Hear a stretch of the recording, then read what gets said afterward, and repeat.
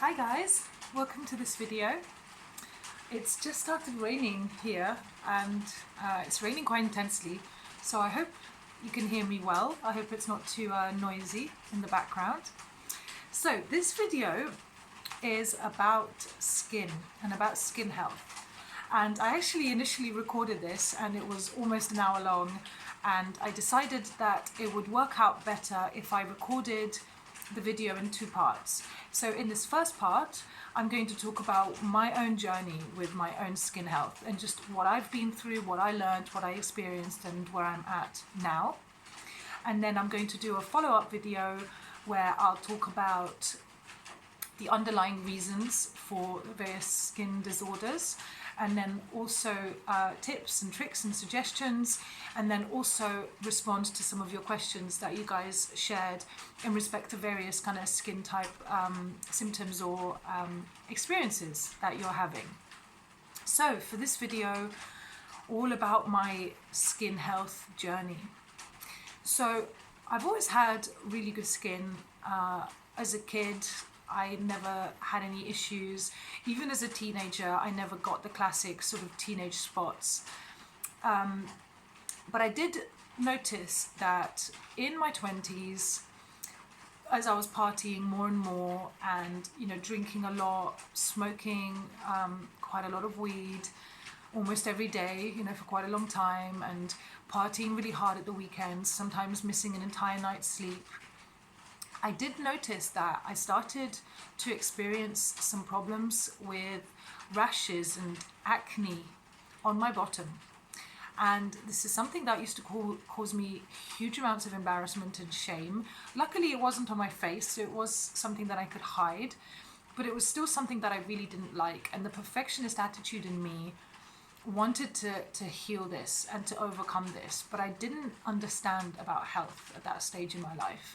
So actually all I did was I would go to Boots or a pharmacy or whatever, and there was a sort of anti-acne cream that I would get, and it did seem to do the trick.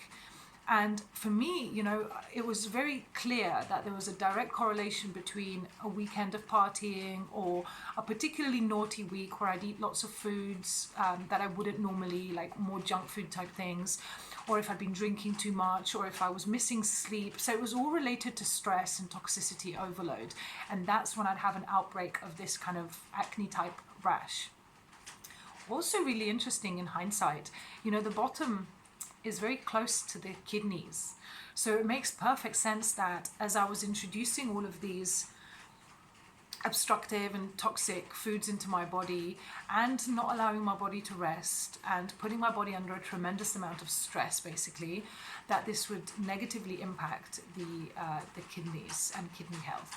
More on this in my further video that I'm going to do in my second video, where I'll discuss the connection between the lymphatic system, the kidneys, the skin, the adrenals, all sorts of other stuff like that. So do make sure to watch the second part.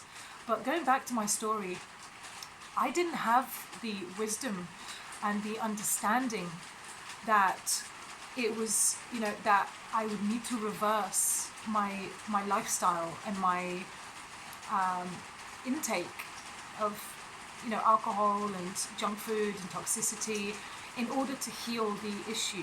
I wasn't looking at it as something whereby my body's communicating to me and trying to tell me things. I was just like, how can I put a plaster on this? How can I fix this? So yes, I would get this cream from Boots, and it wasn't Accutane. It was just some kind of steroid cream.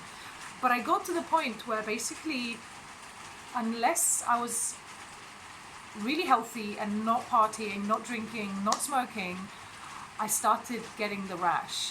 So whereas in the past it would be that only very rarely would I get the rash, and then I would use the cream, because I overused the cream, I became kind of dependent on it, and it created an even bigger issue. It exacerbated the problem.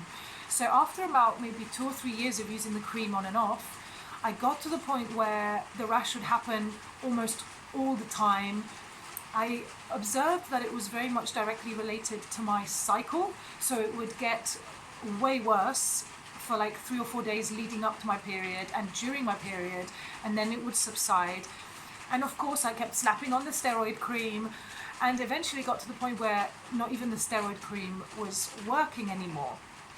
It was at this point that another thing started happening in my life, which was also extremely distressing. So, having never really been a massive drinker of milk, I've never enjoyed drinking milk. I used to love cheese, stuff like this, but I was never ice cream, big on that. But I was never big on milk. And then when I started working in the city in London, I started going out for coffee regularly, which is not something that I used to do before. And because I don't particularly enjoy or had that much experience of drinking coffee, I would invariably go for things like cappuccinos or lattes, things that would have a high milk content. So within a few months, I basically started developing a really red rash around my mouth. And it was really interesting looking because it was very much in a ring like this. And it looked, I don't know if you guys ever did this when you were kids, but it looked like, if you ever get a glass and you kind of create a vacuum by sucking on it and then leave it on for too long and then you end up with a ring like that. That's kind of what it looked like. And eventually, I went to the doctor and found out that it was due to an allergy that I'd developed to cow's milk, particularly to casein, which is the protein in cow's milk. So the doctor identified that. And initially, because I didn't know what was happening and what it was, I would try to squeeze the little spots and the little inflamed bits, and that only made things worse. I very quickly learned that they were not like regular spots, that they were just not to be touched. And it would go through a various process. So every time I would have cow's milk or some kind of dairy, first I would get the red rash. Then the red rash would become kind of like spots, and these spots would eventually become quite inflamed, and I wouldn't pop them because if I did, they would get 3 times bigger. So I would have to leave them by themselves to just do their thing, and then eventually they would start oozing out a clear white liquid, and then eventually they would turn into like a dry rash, and then I'd have lots of like dandruff on my face, just lots of dry skin, and the whole cycle probably took about 4 weeks. And it was a very distressing time for me, and combined with the fact that I was also now having quite a lot of this annoying and embarrassing acne on my bottom, I kind of had reached a really desperate stage in my life, and I started looking for answers. And in a way, the dairy allergy that I developed, even though at the time it was the worst thing that could have happened to me, I was distraught. It actually turned out to be a real gift, using hindsight. And this is always something to bear in mind, guys, that whenever something bad or negative or painful or challenging is happening, there is actually a really deep underlying lesson there. And as soon as you see the lesson, you can move past the situation. It's when we fail to understand the truth that is being communicated to us by existence, by our bodies.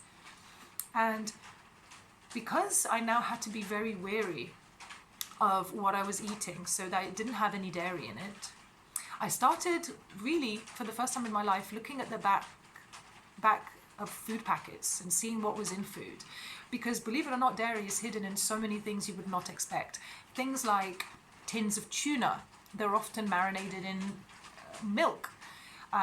Things like hams and salamis, they very often have milk protein added to them as some kind of filler or thickener. Even things like chorizo, unless it's a really authentic chorizo, what's actually happening is they use skimmed milk powder and they add a red dye, and then they add that to give the authentic red chorizo kind of look. And I didn't know these things, and I was eating these things and having reactions and not understanding what was happening. So eventually I became really militant about looking and seeing what was in my food. And the process of doing this was incredibly eye-opening for me. Like, for the first time in my life, I truly came to understand, like, oh my God, some of the things I'm eating have a list like this long of weird chemicals and things. And I became much more health conscious. And over the period of about 2 years that followed, I cleaned up my diet considerably. And as I did this, I noticed that the rash on my bottom became a lot less intense. If I would have an attack, let's say, a rash attack, it would last way shorter length of time.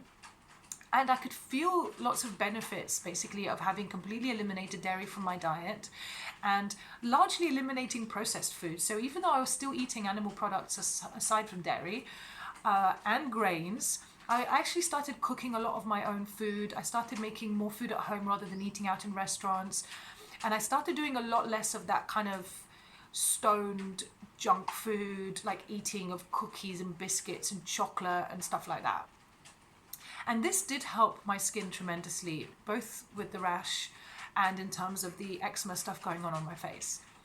After about 2 years of being dairy-free, I then experimented with a vegan diet. So I did a kind of a veganuary, and after 30 days of being vegan, I felt so amazing that I never ever went back. I never wanted to eat meat again. I felt so calm.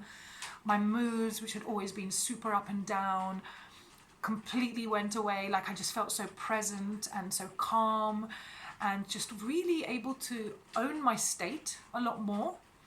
And I never really understood or realized just how impacting the hormones and the karma that is in animal products, just how much that affects us. So initially I felt amazing on the vegan diet, and after, like I said, after 30 days, that was it. I was sold. And for about 3 months, I continued to feel better and better, and I was losing a bit of weight, and I was getting rid of cellulite, and my moods were continuing to stay really stable. But after about 3 months of this, I started getting skin problems again. And this time, the kind of skin problems I was getting were lots of grease, and I'd always had really dry skin. Actually, I forgot to mention this at the beginning, and I'll kind of do a quick parenthesis here.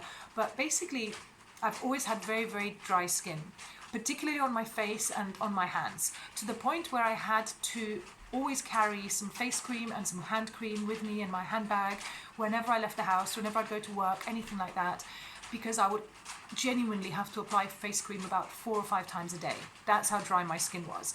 And, when you go to I haven't been to a shop like that for years, but you'd go to Boots or whatever, and they have the creams for when you're 20, the creams for when you're 30. I used to buy the creams for 50 and above years, right? Because they were thicker, they were really rich, and that's the kind of cream I needed. That's how dry my skin was. And I now understand that this was how dehydrated my body was overall. So, close that parenthesis. Rather unusually, I started getting very greasy skin. So I still had the dry skin, whereby I needed to apply cream all the time. Otherwise, my face would literally feel like that. Or, if I'd get caught out in a rainstorm and I'd get rained on, my skin would be like that, and I'd have to put cream. Every time I showered afterwards, I'd have to put cream. I would put cream on my hands at least 3 or 4 times a day because they would be really dry. And it was unusual for me to start experiencing oily patches. So I started getting oily patches here, on and around my nose, and all around the T-zone. So I kind of had a situation where I was putting cream on my cheeks and on my neck, but not here and here. And the areas that were greasy, I started to get lots, and I'm talking lots, of whiteheads and blackheads. I'm talking like 50 or 100 new ones a day. And I'd go to bed, and before bed I'd squeeze everything to make sure my face was clear so I could then go to work the next day, and I'd wake up and I'd have like 50 fresh new whiteheads and blackheads. And this was really embarrassing, and I didn't feel like I could, reasonably go into work with these on my face. So I would squeeze them, but then I would have lots of little red pock marks all over my face that would last all day. And this was really distressing, really embarrassing, and I almost became, reticent to leave the house, to the point where it was really genuinely impacting my life and my well-being. So I started doing some research, because obviously I'd woken up a little bit at this point. I understood enough to become vegan. I understood enough about the benefits of that. And I knew that what was happening wasn't because the vegan diet was bad. Like, I knew there was an underlying reason. So I started doing research, and I started digging around on the internet. And I basically very quickly uncovered that when you go vegan, when you eliminate all of those animal products, all of that toxicity, all of that junk processed foods, etc. I'm not saying there's no vegan processed food, by the way, but I was eating, I was trying to eat relatively healthy. So I wasn't eating out too much. There weren't even that many vegan restaurants in London at the time. Like now there's like a crazy plethora. So really, I understood that there had to be a reason, and I just had to get to the bottom of it. And I found out that it was basically a detox symptom. And I understood that what was happening was that my body was eliminating toxins, but my channels of elimination, in this case the skin, were overwhelmed. So I did more digging, more research, and that's when I first discovered fasting. So after about 3 or 4 months of becoming vegan, maybe 5 months, because I remember it was during the summer, I did a 10-day water fast, and this was the first fast that I'd done, and guys, it was truly life-changing. Not only did my skin problems entirely go away and never come back, but I just felt so peaceful, so connected to source. I had all of this inspiration and creativity flowing through me. I became to truly understand the places in my life where I was stuck, and those 10 days were some of the most blissful and purposeful days of my life at that point so far. I'm not saying it was easy. Fasting's never easy, but it was nowhere near as challenging as I thought it would be. It was nowhere near as intense as I thought it would be. And it was actually genuinely pleasant. And there were times where I was like blissing out, which I'd never really experienced without, mind-altering substances. So to me, that was also super eye-opening. And basically, just to quickly go through a bit of my journey, after about a year vegan, still eating grains, still eating out at restaurants occasionally, still having some vegan junk foods, after about a year of that, I decided to experiment with raw veganism. So I discovered about raw veganism. So my second year as a vegan was spent as a fully raw vegan. But I still ate quite a lot of nuts and seeds and coconut oil and a lot of cacao. I was eating a lot of raw chocolate. And basically my diet was quite high fat, even though I was also eating quite a lot of fruits. Despite of this, my skin health continued to improve and to maintain. And, I noticed over time that my skin was becoming less and less dry. Like instead of needing to apply cream 4 or 5 times a day, I would only need to apply cream once a day after coming out of the shower or whatever.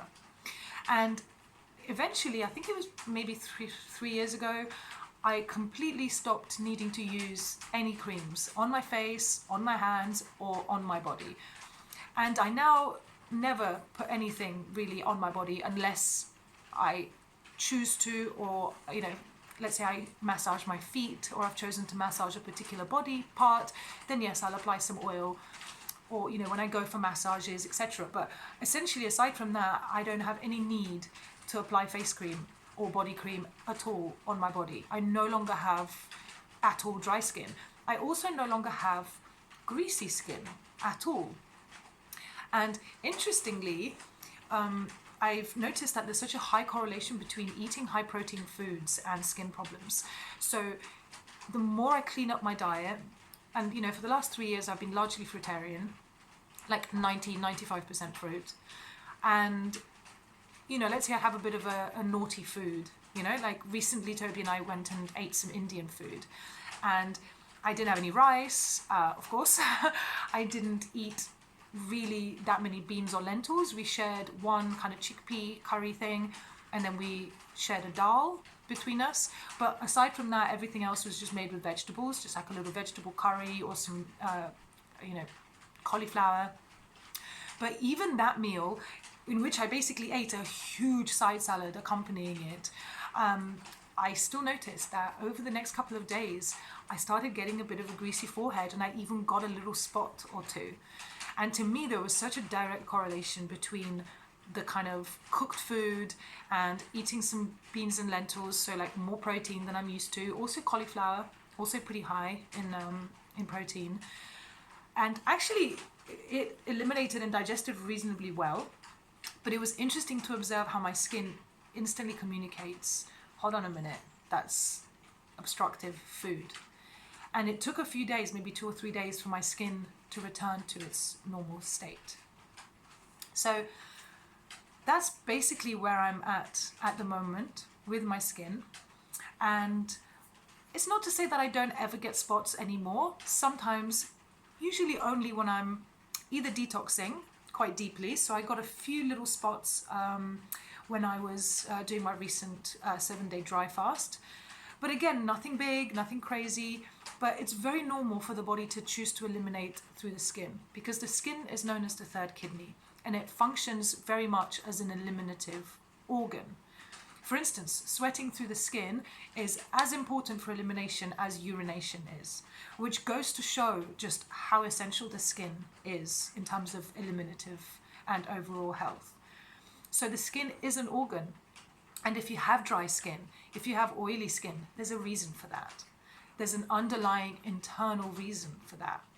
So for me, the dry skin was caused by chronic dehydration, and by shifting the way I eat to a largely fruitarian diet, whereby I'm eating just super high water content fruits, and I stopped drinking water, which was a huge step in terms of really up-leveling and shifting the emphasis from drinking water to allowing the kidneys to start filtering the lymphatic system. And if you guys aren't too sure what I'm talking about here, I'm going to link the video I did on water and why I haven't drunk any water since 2016, because it's absolutely game-changing for any of you guys who are having skin problems and who would like to really raise your health and detox game, because it's the one move that will radically impact your health, truly. So in December 2016, I stopped drinking water completely. Before that, I'd stopped drinking anything other than distilled water. So from pretty much from when I did my first water fast onwards, because I read up around the topic and I found out that it's important to do enemas when you're water fasting, and it's important to drink distilled water when you're water fasting, I bought myself a water distiller at that stage. And then afterwards, I would only drink distilled water. And then from 2016 onwards, I've stopped even drinking distilled water and would only use that for my enemas. And instead, I focus now on drinking fruit juices, coconut water, eating fruits. And the mantra really is, eat your water. Because when you're eating high water content foods like melons, grapes, oranges, you're not going to feel thirsty and dehydrated afterwards. Firstly, because there's such a high water content, and secondly, because this food hasn't been cooked, so this high water content hasn't been drawn out and taken out of the food. So the process of doing this allowed me, as well as lots of intermittent dry fasting, allowed me to start rehydrating my body cellularly at a cellular level. And this directly impacted the health of my skin. So eventually it got to a point where my skin was no longer dehydrated because my body hydration had increased so dramatically. So that's a huge tip for you guys with dry skin. Do look into that and do check out that video if you haven't seen it.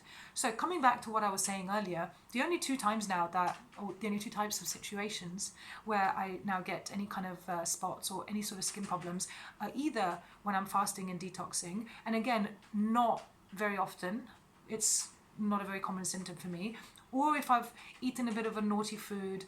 And sometimes I do like to experiment. The other day I ate a bit of vegan cheese, just because Toby had bought some and it just looked yummy and I was curious to see what it tasted like, and it was very delicious. It was great.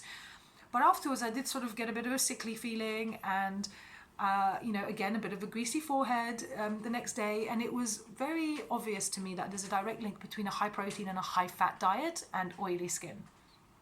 For me, at least, anyway. So these are the big takeaways from my journey in terms of what I've learned, what I've understood about my own body, what I've understood about the human body generally, and how and why it functions the way it does. And in my next video, so part 2 of the skin health series, I'm going to share some more about kidney filtration, how that works, about the connection to dry fasting, about the importance of colon cleansing and elimination for skin health. I'm also going to talk about some of the other reasons why people experience skin conditions, whether these be things like eczema, psoriasis, allergies, rashes, acne, anything, alopecia, you know, any kind of skin problems, even skin cancer, right? And I'll go more into the reasons why the body manifests these symptoms. And then I'll share with you guys the tricks and tips that have really helped me along my journey. I'll also share with you a few products that I use and rely on a, you know, almost daily basis. And as I said before, you guys posted a few questions in relation to this topic, and I'm going to answer those also in the next part of this video. So stay tuned, and thank you so much for watching. I can talk about my life story for hours. It's funny, isn't it? So if you have, you know, any questions on this, or you want me to expand on any aspects of it, or if there are other aspects of my life that you'd like me to share, I really have nothing to hide. And you know, I've actually never told anybody, not even friends, about the issues that I used to have with the rashes on my bottom. The only people who would ever know were my boyfriends. And I would always be like, if I was having a bit of a, you know, a bit of an outbreak, I would always be super conscious. Like when I'd get out of bed, I'd kind of shimmy backwards so they couldn't see me, or I'd be a little bit careful to like put some knickers on, and just kind of, I was really cautious that as few people as possible, even those most close and intimate to me, knew about this. And you know, this is the first time I've ever shared this on video, and it actually feels quite a release to kind of get that one out there. And you know, there's nothing too shameful or too weird or too taboo, and I'm happy to share my experiences with you guys. So if you'd like to know some more, by all means reach out, and I'll chat some more on this. Until part 2, stay blessed, stay beautiful, and I'll see you then.